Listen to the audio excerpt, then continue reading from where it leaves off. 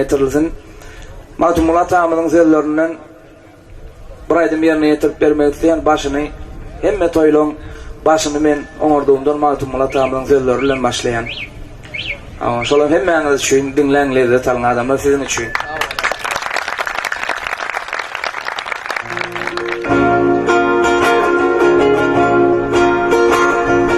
Ya yaradan kadir kudretli cebbar Niltemin gelir ayına kerem gabbar hayranla koymur yadır cihanım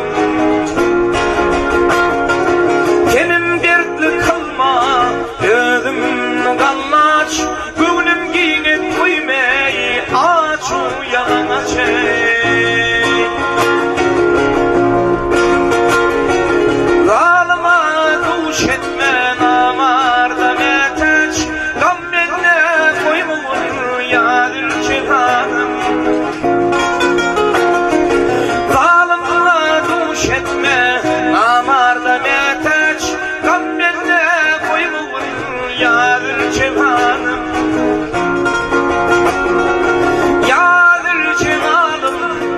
Ya mehrivanım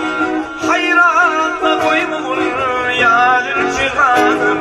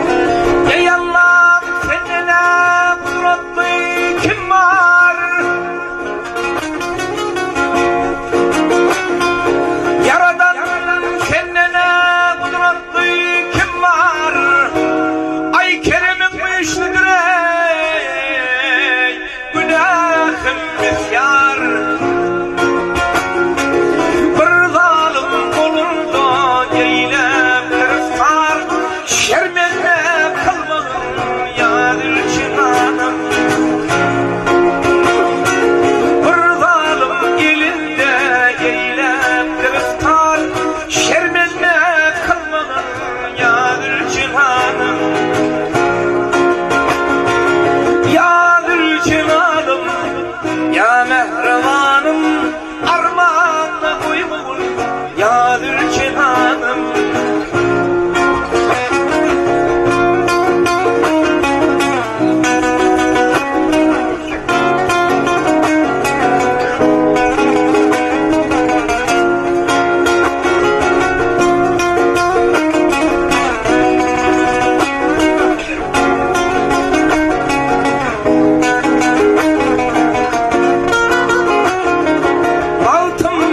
şerkeme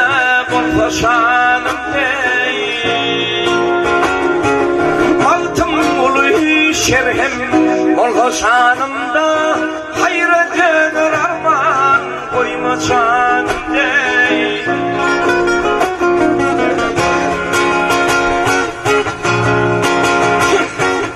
Oğul ahir dost düşmanın yanına şermete kalmadın yadır cihanım Ola hayır olsun düşmanın yanına armağanla koymun hayranla koymun Oh permana salmadın ey yadır cihanım Yar mehrivanım ey